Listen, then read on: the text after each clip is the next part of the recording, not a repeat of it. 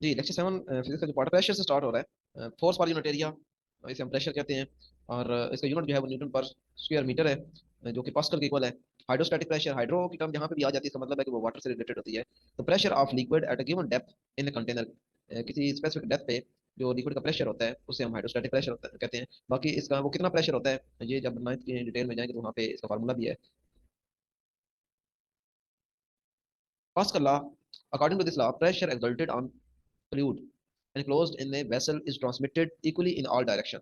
यानी जब किसी भी कंटेनर के अंदर आपने कोई लिक्विड एनक्लोज किया होता है तो उसके ऊपर जब आप प्रेशर अप्लाई करते हैं तो वो प्रेशर इक्वली ट्रांसमिट होता है तमाम डायरेक्शन में। ये पास्कल लॉ कहता है। और इसी को यूज किया जाता है हाइड्रोलिक सिस्टम में, कि थोड़ी सी फोर्स को यूज करके बहुत बड़ा काम दिया जाता है। हाइड्रोलिक्स क्या है? The branch of science which deals with the transmission of fluid pressure through pipes as a source of mechanical work. यानी जब फ्लूइड को आप इनक्लोज कर देते हैं पाइप्स के अंदर और उसके ऊपर आप एक साइड पे हल्का सा प्रेशर लगाते हैं, हल्की सी फोर्स लगाते हैं, तो उसके रिस्पॉन्स में आपको दूसरी साइड पे बहुत ज्यादा फोर्स मिलती है। क्योंकि जो सिस्टम होता है उसका, कंटेनर, उसकी शेप कुछ ऐसी होती है कि एक साइड पे इस तरह का पाइप होता है और दूसरी साइड पे इस तरह का कंटेनर होता है। तो इस जगह का एरिया A1 स्मॉल है और इस साइड का एरिया जो A2 है वो लार्ज है। यानी A1 जो है वो स्मॉलर देन A2 है। यहाँ पे जब आप फोर्स F1 अप्लाई करेंगे तो F1 स्मॉलर फोर्स होगी F2 से। यहाँ पे जो फोर्स अपीयर होगी वो F2 होगी और वो लार्जर फोर्स होगी। अब ये F2 लार्जर कैसे होगी इसको आप यहाँ से समझे प्रेशर के फार्मूले से। प्रेशर का फार्मूला होता है फोर्स पर यूनिट एरिया। तो इसको आप लिख सकते हैं F is equal to P A. तो जब आपने एक साइड पे स्मॉलर फोर्स अप्लाई करनी है F1, तो यहाँ पे प्रेशर होगा P1 A1। यानी ये पॉइंट ए हम इसे कह देते हैं और ये वाला पॉइंट बी है। ये हमारा इनपुट एरिया होता है। यहाँ पे हम इनपुट अप्लाई करते हैं और यहाँ पे हमें आउटपुट मिलती है इस साइड पे। ये जो हाइड्रोलिक सिस्टम होते हैं हमारे पास। अब दूसरी साइड पे F2 कैसे हम कैलकुलेट करेंगे? F2 हमारे पास आएगा P2 A2। अब पास्कल लॉ के अकॉर्डिंग ये जो P1 और P2 की टर्म है ये आपस में इक्वल होगी, क्योंकि जब भी आप किसी लिक्विड के ऊपर प्रेशर लगाते हैं तो वो यूनिफॉर्मली इक्वली ट्रांसमिट होता है थ्रू आउट द फ्लूइड। लिहाजा P1 P2 तो इक्वल हो गया आपस में। P1 जो है वो P2 के इक्वल है। अब जो डिसाइडिंग फैक्टर है वो ये एरिया है A2। तो यहाँ से आप साफ देख सकते हैं कि A2 जो है वो वेरी वेरी ग्रेटर है A1 से। तो जब A2 की वैल्यू बहुत ज्यादा है तो उसके रिस्पॉन्स में हमें जो F2 मिलेगी वो भी बहुत ज्यादा होगी। तो इस तरीके से एक साइड पे कम फोर्स लगा के दूसरी साइड से आप बतौर आउटपुट बहुत ज्यादा वर्क ले सकते हैं। जितने भी जैक सिस्टम होते हैं, हाइड्रोलिक ब्रेक सिस्टम होती हैं, उन सब के अंदर यही चीजें अप्लाई होती हैं।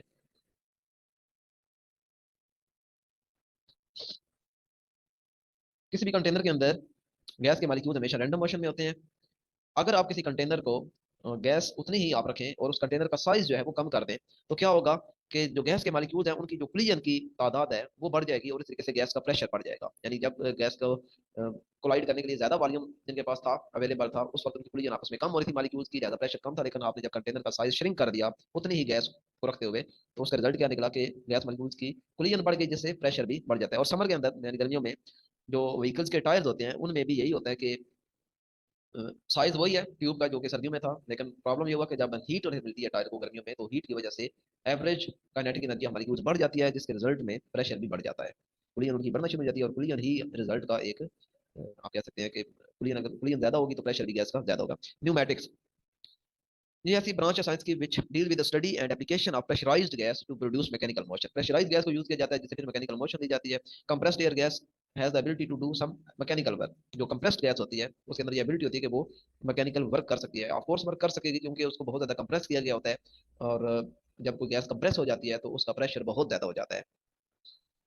Compressed air is filled in automobile tyres and spray guns for painting air powder, air powered Motors. तो ये वो चीजें जहाँ पे कंप्रेस्ड एयर इस्तेमाल की जाती है। एरोसोल्स, ये आपने घरों में देखे होंगे, कीड़े मार जो आपके पास कंटेनर होता है, स्प्रे करने वाली मशीनें हैं या पेंट करने वाली जो मशीनें हैं, उन सब के अंदर ये एरोसोल सिस्टम ही होता है। तो एरोसोल्स किन्हें कहा जाता है? The products using sol system. ऐसी प्रोडक्ट जिसके अंदर सोल सिस्टम यूज होता है उन्हें एरोसोल्स कहा जाता है। अब सोल क्या चीज है? Sol is a mixture of suspended solid और लिक्विड पार्टिकल्स इन गैस और एयर। यानी दो चीजों का मिक्सचर है। एक सॉलिड है, सॉलिड के पार्टिकल्स हैं, और लिक्विड पार्टिकल भी हो सकते हैं, उनको मिक्स किया गया होता है गैस के अंदर या एयर के अंदर। दो चीजों का मिक्सचर है। Aerosol contain a mixture of two fluids, one that boils below room temperature. अब एरोसोल के अंदर जो मिक्सचर है उनमें दो चीजें मौजूद होती हैं। एक फ्लूइड ऐसा होता है जिसकी प्रॉपर्टी ये है कि वो रूम टेम्परेचर से पहले ही बॉयल हो सकता है। रूम टेम्परेचर 27-28 डिग्री होता है या 25 डिग्री लिया जाता है।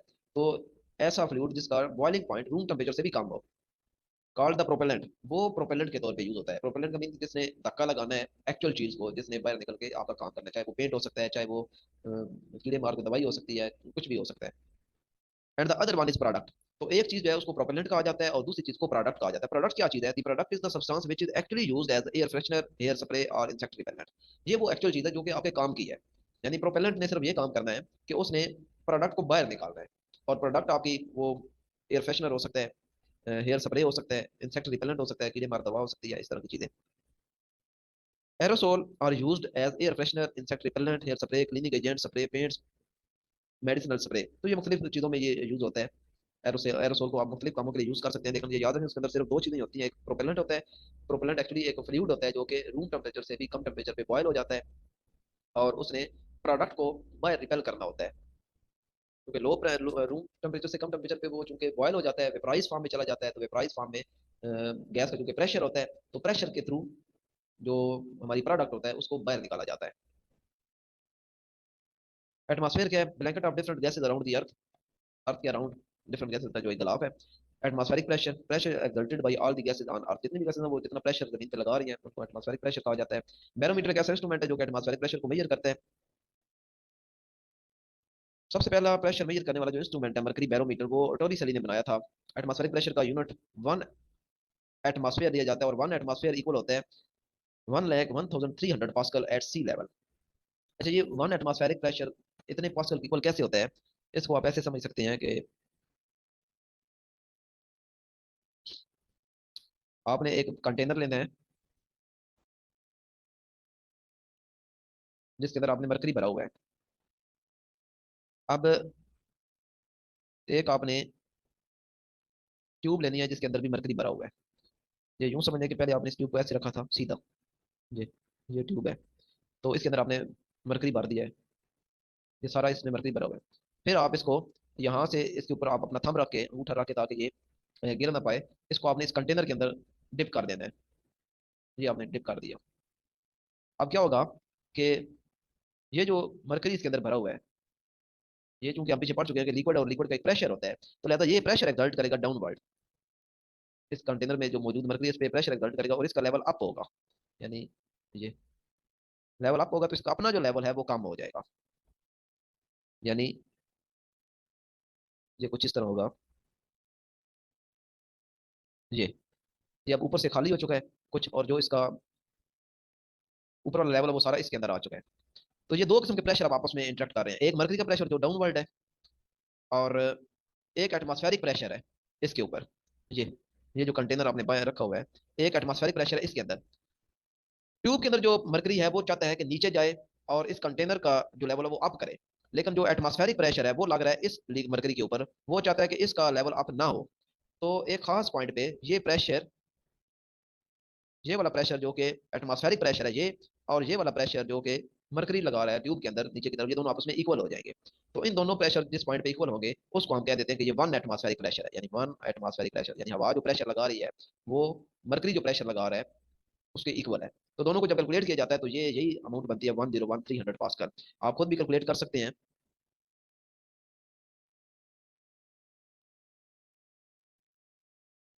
फार्मूला जो है वो गिवन है प्रेशर का, P is equal to rho G H. Rho density है तो मरकरी की डेंसिटी क्योंकि पानी से तकरीबन 13.5 गुना ज्यादा होती है, तो पानी की डेंसिटी होती है 1000 किलोग्राम पर क्यूबिक मीटर। तो इसको 13 से मल्टीप्लाई कर दें तो ये तकरीबन 13,500 बन जाएगी। और जी जो है वो 9.8 होता है।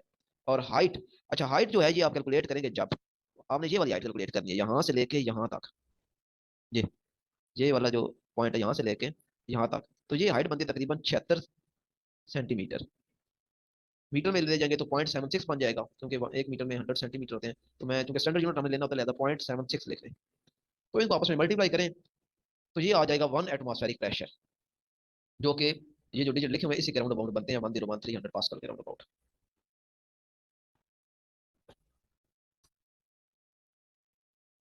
Atmospheric pressure around us is about, अच्छा ये जो ऊपर प्रेशर लिखा था ये सी लेवल पे है, समंदर की सतह पे है, लेकिन हमारे इर्द गिर्द जो प्रेशर है वो तकरीबन 1 लाख पास्कल बनता है।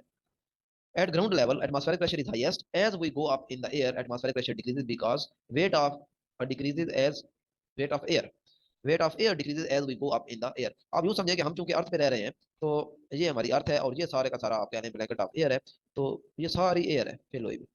तो हम चूंकि यहाँ पे हैं, तो लिहाजा सारी एयर का जो प्रेशर है वो हम पे लग रहा है, हम डेप्थ के अंदर है, एक्सट्रीम डेप्थ के अंदर है ब्लैकेट के अंदर, तो लिहाजा सबसे ज्यादा प्रेशर हमें यहाँ पे लगेगा। जैसे जैसे हम ऊपर जाएंगे तो वैसे वैसे प्रेशर कम होना शुरू हो जाएगा। बिल्कुल ऐसे ही जैसे आप वाटर टैंक में है, ये वाटर टैंक है, तो जब आप बिल्कुल यहाँ ग्राउंड लेवल पे आ जाएंगे तो सारा पानी आप पे बहुत ज्यादा प्रेशर लगा रहा होगा, लेकिन आप यहाँ पे होंगे तो आप पे प्रेशर कम लगेगा। At sea level atmospheric pressure is, ये दोबारा वही टर्म आ गई, लेकिन जब आप 5 किलोमीटर की बुलंदी पे चले जाते हैं, जमीन से सिर्फ 5 किलोमीटर की बुलंदी पे चले जाए तो प्रेशर देखें तकरीबन हाफ हो गया है। सिर्फ 5 किलोमीटर जब आपने ऊपर मूव करना है तो प्रेशर कम होकर आधा हो गया, 55,000 पास्कल की। Altitude above the sea level can be determined on the basis of measurement of atmospheric pressure। जमीन से ऊपर बुलंदी पे अगर आपने जाना है तो अल्टीट्यूड को मेजर करने के लिए आप क्या कर सकते हैं, आप प्रेशर मेजर कर लें। अगर प्रेशर को कैलिब्रेट कर लें अल्टीट्यूड के साथ है, तो प्रेशर जितना कम होगा इसका मतलब ये है कि आप उतनी ज्यादा हाइट पे जा रहे हैं। The lower the atmospheric pressure the greater is the altitude. जितना प्रेशर कम होता चला जाएगा समझने का आप उतनी ज्यादा बुलंदी पे जा रहे हैं। प्रेशर अल्टीमीटर एक ऐसा डिवाइस है जिसको कैलिब्रेट किया होता है अल्टीट्यूड को प्रेशर के साथ, यानी प्रेशर जितना कम होगा उस हिसाब से कैलिब्रेशन कर दी जाती है कि हम कितनी ज्यादा बुलंदी पे मौजूद हैं। Pressure altimeter used in aircraft. Atmospheric pressure is used for weather forecast. Weather forecast के तौर पे भी प्रेशर एटमॉस्फेरिक प्रेशर को देखा जाता है।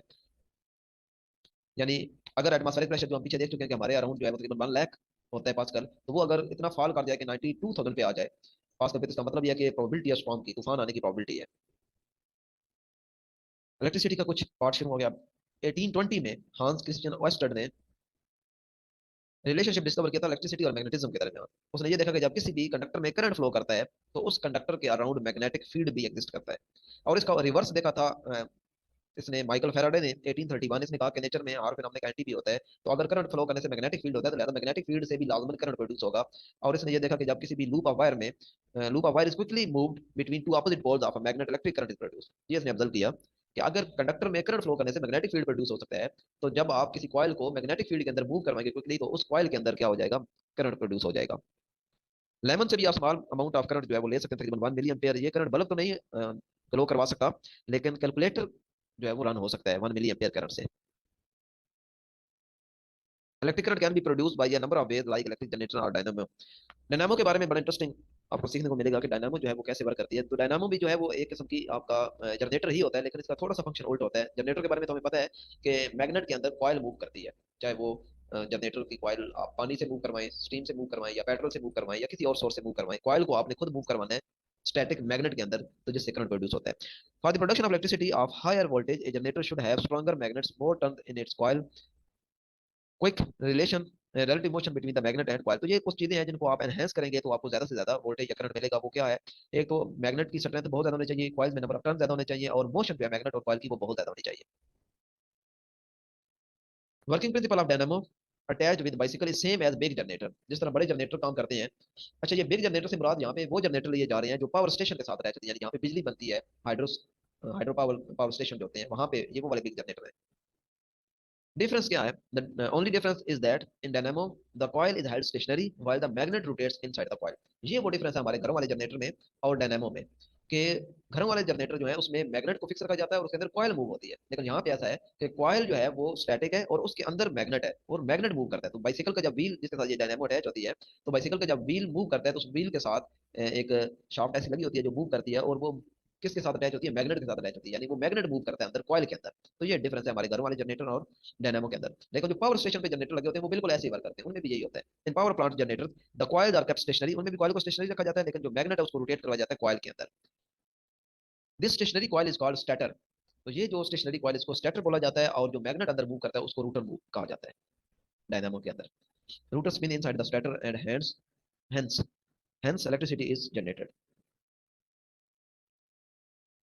हमारी टीवी का एंटीना जो सिग्नल रिसीव करता है इलेक्ट्रोमैग्नेटिक वेव्स की फॉर्म में, वो एक्चुअली करंट डिटेक्ट करता है, यानी बहुत small amount of current detect करता है हमारा टीवी एंटीना। और फिर उस सिग्नल को एम्पलीफाई किया जाता है, ये टीवी के अंदर सारे सर्किट लगे होते हैं, एम्पलीफाई करके फिर पिक्चर और साउंड को कैलिब्रेट कर दिया जाता है। हर चीज़ का कंपोनेंट अलग होता है, जो पिक्चर को एम्पलीफाई करता है और जो साउंड को करता है। ये सारी चीज़ें टीवी के अंदर मुख्तलिफ कंपोनेंट्स होते हैं जो हर चीज़ को इंडिविजुअली ट्रीट करते हैं। इलेक्ट्रॉनिक सर्किट के जो बेसिक कंपोनेंट्स हैं, रजिस्टर है, सेमीकंडक्टर डायोड है, ट्रांजिस्टर है, सिलिकॉन चिप है, इंटीग्रेटेड सर्किट्स हैं। सेमीकंडक्टर ऐसे मटेरियल्स हैं जिसमें इलेक्ट्रॉन्स की मोशन को कंट्रोल किया जाता है, और ये सारा काम इलेक्ट्रॉनिक्स के अंदर होता है। इलेक्ट्रॉनिक्स की भी यही डेफिनेशन है कि branch of physics in which we control the motion of electrons. और चूंकि इलेक्ट्रॉनिक्स में सेमीकंडक्टर मटेरियल ही यूज होते हैं, तो लिहाजा आप इलेक्ट्रॉनिक्स की भी डेफिनेशन ऐसी कर सकते हैं और सेमीकंडक्टर मटेरियल की भी डेफिनेशन ऐसी कर सकते हैं। सबसे ज्यादा जो कॉमन सेमीकंडक्टर मटेरियल है वो सिलिकॉन है। सेमीकंडक्टर डायोड जिन्हें पी इंजेक्शन भी कहा जाता है, ये एक ऐसा डिवाइस है जिसको आप मुख्तलिफ तरीकों से डिफाइन कर सकते हैं, जो करंट को एक डायरेक्शन में अलाउ करता है। या आप यूं कह सकते हैं कि ऐसा डिवाइस है जो एसी को डीसी में कन्वर्ट करने के लिए इस्तेमाल कर सकते हैं। आप यूं कह सकते हैं कि करंट जो है वो पी टर्मिनल से एन टर्मिनल की तरफ फ्लो कर सकता है, लेकिन एन टर्मिनल से पी टर्मिनल की तरफ फ्लो नहीं कर सकता।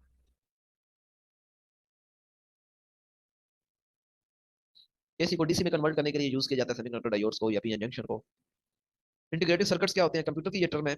It is a circuit which consist of a tiny silicon chip with many components incorporated on it. यानी एक चिप होती है सिलिकॉन की जिसके ऊपर राउंड अबाउट 1000 छोटे छोटे कंपोनेंट जो है वो उसके ऊपर इंस्टॉल किए जाते हैं। ये अक्सर मोबाइल की और मोबाइल में और जो डिजिटल टीवी आ रहे हैं या डिजिटल जितनी भी चीजें आ रही हैं सब के अंदर ये इस तरह की चिप्स होती हैं, इंटीग्रेटेड सर्किट लगे होते हैं। टेलीस्कोप के बारे में है कि गैलीलियो ने सबसे पहले टेलीस्कोप इन्वेंट किया और उसको यूज भी किया 1610 के अंदर। दो किस्म की टेलीस्कोप है, रिफ्रैक्टिंग टेलीस्कोप और रिफ्लेक्टिंग टेलीस्कोप। रिफ्रैक्टिंग टेलीस्कोप जो है वो सिंपल टेलीस्कोप है जिसके अंदर दो कन्वेक्स लेंस लगे होते हैं, एक जो आपकी आंख के पास होता है जिसे हम ऑब्जेक्टिव सॉरी आईपीस कहते हैं, और दूसरा लेंस जो कि उस ऑब्जेक्ट की तरफ होता है उसे ऑब्जेक्टिव लेंस कहते हैं। जबकि जो रिफ्लेक्टिंग टेलीस्कोप है उसके अंदर तीन लेंस लगे होते हैं। यहाँ पे थोड़ा मैं फिगर बना के आपको एलेबरेट करने की ट्राई करता हूँ। रिफ्लेक्टिंग की अगर हम बात करें पहली टाइप की तो वो सिंपल है। यहाँ पे आई पीस है, एक कन्वेक्स यहाँ लगा है, लेंस लगा है, और दूसरा कन्वेक्स लेंस यहाँ पे लगा है।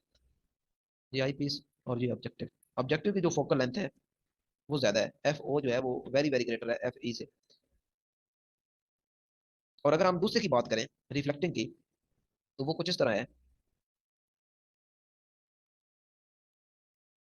यहाँ पे आई पीस लगा हुआ है ये, और ये दरमियान में एक लेंस पड़ा है, कनकेव मिरर पड़ा है ये कनकेव मिरर पड़ा है दरमियान में। और एंड पे यहाँ पे भी ये कनकेव मिरर पड़ा है।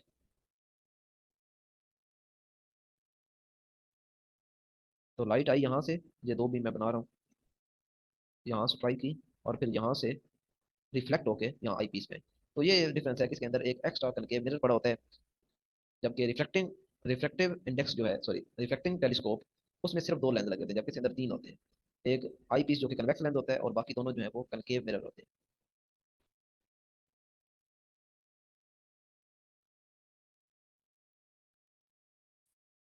हबल ने स्पेस टेलीस्कोप जो फर्स्ट टाइम भेजी वो रिफ्लेक्टिंग टेलीस्कोप थी 1990 में।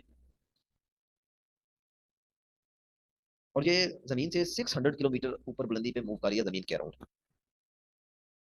Spectroscope it is an instrument which is used to examine different wavelength of light. It consist of series of prism. इसके अंदर मुख्तलिफ प्रिज्म लगे होते हैं सीरीज के अंदर, और इसका काम यही है कि जो स्पेक्ट्रम है, जो कमिंग वेवलेंथ्स आ रही है, जितनी भी कलर्स आ रहे हैं लाइट के, उन सबको एग्जामिन करना कि लाइट के अंदर कितनी कलर्स मौजूद हैं। Spectrum the set of different colours के सेट को स्पेक्ट्रम कहा जाता है। अब कुछ स्पेस से रिलेटेड चीजें, स्पेस क्राफ्ट है, स्पेस स्टेशन है, स्पेस शटल है। तो spacecraft it is a vehicle design to travel in space. Space के अंदर ट्रैवल करने के लिए व्हीकल जो डिजाइन की जाती है उसको स्पेस क्राफ्ट बोला जाता है। इसके मुख्तलिफ पर्पज हो सकते हैं, communication, metrology, navigation, planetary exploration, मुख्तलिफ मकसद के लिए इसको भेजा जाता है। जो रोबोटिक स्पेस क्राफ्ट होते हैं उसको तो रोबोट से कंट्रोल किया जाता है, जमीन पे बैठ के साइंटिस्ट कंट्रोल करते हैं, जिस तरह वॉयजर 1 है, वॉयजर 2 है। ये दोनों रोबोटिक स्पेस क्राफ्ट हैं। और कुछ मैनिक स्पेस क्राफ्ट होते हैं जिनके अंदर यानी कि इंसान खुद बैठते हैं। Space station it is a large spacecraft use to stay, यानी ये भी है स्पेस क्राफ्ट ही, लेकिन ये बहुत बड़ा होता है और इसके अंदर साइंटिस्ट बैठते हैं और मुख्तलिफ काम करते हैं और कई कई महीनों के लिए वहाँ पे स्टे करते हैं, to stay for a long time in space to perform experiments in space. Space shuttle क्या चीज है? It is a spacecraft which can be used many times. It is sent into space with the help of rocket. Rocket के जरिए space shuttle को space में भेजा जाता है, और ये भी स्पेस क्राफ्ट है, लेकिन ये ऐसी स्पेस क्राफ्ट है जिसको आप बार बार यूज कर सकते हैं।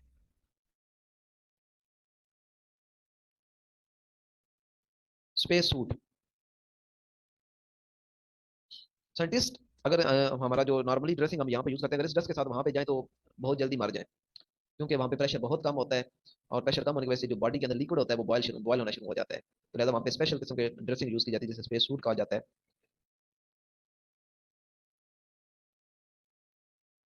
सांस लेने के लिए अपने साथ जो एस्ट्रोनॉट्स होते हैं वो एयर के टैंक्स ले जाते हैं जिसके अंदर प्रेशराइज ऑक्सीजन और नाइट्रोजन मौजूद होती है, जिसके जरिए ब्रीथिंग का प्रोसेस करते हैं। हीट से रिलेटेड कुछ चीजें, सन जो है वो बिगेस्ट सोर्स ऑफ हीट है। और जितने भी ऑब्जेक्ट्स हैं, चाहे सॉलिड्स हैं, लिक्विड्स हैं और गैसेस हैं, ये सारे के सारे हीट करने पे एक्सपेंड होते हैं और कूल करने पे कॉन्ट्रैक्ट होते हैं। जब भी आप सॉलिड को हीट करते हैं तो उसके एटम्स की वाइब्रेटरी मोशन फास्ट हो जाती है, वाइब्रेटरी मोशन फास्ट फास्ट होने से उनका एम्पलीट्यूड बढ़ जाता है, और एम्पलीट्यूड ही आखिर पे रिजल्ट हमें देता है जैसे चीजें एक्सपेंड होती हैं।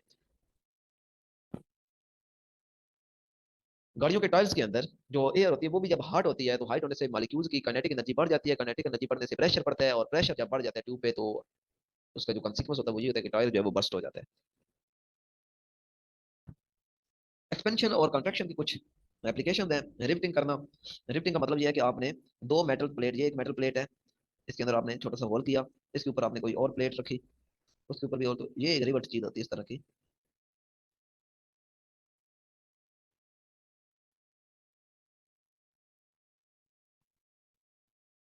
ये रिवर्ट होती है, ये इसके अंदर डाल के ऊपर से इस साइड से हैमरिंग कर दिया जाता है और इसकी भी ये सरफेस फ्लैट हो जाती है और ये भी इसी तरह हो जाती है। तो इस तरीके से दो जो मेटल प्लेट्स होती हैं वो आपस में कनेक्ट हो जाती हैं। Fixing a metal tyre over the wheel, metal tyre को किसी व्हील के ऊपर फिक्स किया जाता है, पहले उसको हार्ड कर लिया जाता है, गर्म कर लिया जाता है, गर्म करने से वो एक्सपेंड हो जाता है, फिर उसको व्हील के ऊपर जब चढ़ा दिया जाता है तो उसको ठंडा कर दिया जाता है, इस तरह वो मेटल टायर जो है वो ठंडा होने पे कंट्रैक्ट होता है और पक्का फिक्स हो जाता है व्हील के ऊपर। फिक्सिंग एक्सल व्हील, ये भी ऐसे ही है कि एक्सल आपने फिक्स करना है व्हील के अंदर, तो ये उल्टा काम किया जाता है, एक्सल को पहले ठंडा कर दिया जाता है, ठंडा करने से वो कंट्रैक्ट होता है, तो फिर व्हील के अंदर उसको डाला जाता है और उसको दोबारा गर्म किया जाता है, इस तरह वो एक्सपेंड होता है और पक्का जो है फिक्स हो जाता है। यानी ये व्हील है, ये इसके अंदर होल है जिसके अंदर आपने एक्सल डालना है, तो ये वो एक्सल है जिसको आपने इसके अंदर डालना है। तो इसको पहले कंट्रैक्ट किया जाता है ठंडा करके, तो इसका जो साइज है वो कम हो जाता है, जब इस होल के अंदर डाल दिया जाता है तो उसको दोबारा नॉर्मल टेम्परेचर दिया जाता है तो ये एक्सपेंड होता है और इसके अंदर पक्का फिक्स हो जाता है। रेलवे ट्रैक्स, इनके अंदर भी एक्सपेंशन होती है, दो पटरियों के दरमियान हमेशा स्पेस रखी जाती है ताकि गर्मियों में जब ये एक्सपेंड करे तो पटरियां टेढ़ी ना हो जाए।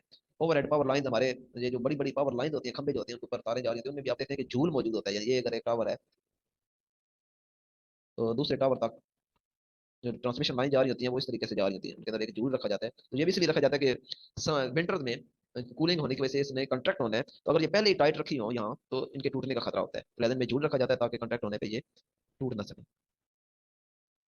बाई मेटालिक स्ट्रिप, दो मेटल स्ट्रिप का कॉम्बिनेशन होती है, आयरन और ब्रास, पीतल और आयरन की, और प्रॉपर्टी ये होती है कि जो पीतल की वायर है वो जल्दी बेंड हो जाती है और इस तरीके से जो कनेक्शन है वो डिसकंटिन्यू हो जाता है। या अमूमन थर्मोस्टेट के अंदर जो इलेक्ट्रिक हीटर्स हैं, इलेक्ट्रिक आयरन है, रेफ्रिजरेटर है, एयर कंडीशनर, ओवन स्टोव्स वगैरह, फायर अलार्म, इनमें ये यूज होती है कि एक स्पेसिफिक टेम्परेचर जब ये गेन कर लेती है तो एक मेटल जो है वो गर्म होकर जल्दी एक्सपेंड होती है और वो मुड़ जाती है, तो मुड़ने से जो कनेक्शन है वो डिसकंटिन्यू हो जाता है और इस तरीके से मजीद करंट फ्लो होना बंद हो जाता है। इसलिए जो है वो अगर आपने 4 नंबर पे रखी हुई है या 5 नंबर पे, तो जब वो रिक्वायर्ड टेम्परेचर अटेन कर लेगी तो जो मेटल स्ट्रिप है वो एक्सपेंड होकर मुड़ जाएगी और करंट का जो रास्ता है वो ब्रेक हो जाएगा और इस तरीके से आयरन जो है वो काम करना छोड़ देगी। लेकिन जब फिर वो ठंडी हो जाएगी तो ऑटोमेटिकली दोबारा से वो जो मेटल स्ट्रिप है वो ठंडा होने पे चूंकि कॉन्टैक्ट होती है वो दोबारा अपना उसका जो पाथ है वो सीधा हो जाएगा और कनेक्ट हो जाएगी, उस तरीके से इसलिए आपकी दोबारा ऑन हो जाएगी। पानी का जो बेकायदा फैलाव है, पर्टिकुलर बिहेवियर ऑफ वाटर, तो पानी ये है, बाकी हर चीज जिसको आप गर्म करते हैं तो वो एक्सपेंड होती है, लेकिन 0 से 4 तक अगर पानी को आप गर्म करते हैं तो ये एक्सपेंड नहीं होता बल्कि कॉन्ट्रैक्ट होता है। सिमिलरली जब भी किसी चीज को ठंडा करते हैं तो वो कॉन्ट्रैक्ट होती है, यानी 4 से 0 पे जा रहे हैं इसका मतलब आप चीज को ठंडा करें तो उसे कॉन्ट्रैक्ट होना चाहिए, लेकिन पानी जो है ये उल्टा काम करती है, 4 से 0 पे जाते हुए ये फैलना शुरू हो जाता है। और पानी की जो डेंसिटी मैक्सिमम होती है वो 4 डिग्री सेंटीग्रेड पे पानी की डेंसिटी मैक्सिमम होती है।